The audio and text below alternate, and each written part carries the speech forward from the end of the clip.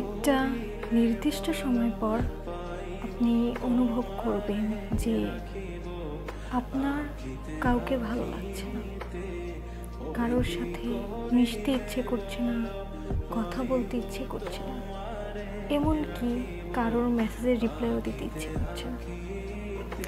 ওই টাইমটাতে আপনি শুধু নিজেকেই ভালোবাসবেন, শুধু নিজেকে নিয়েই ভাববেন।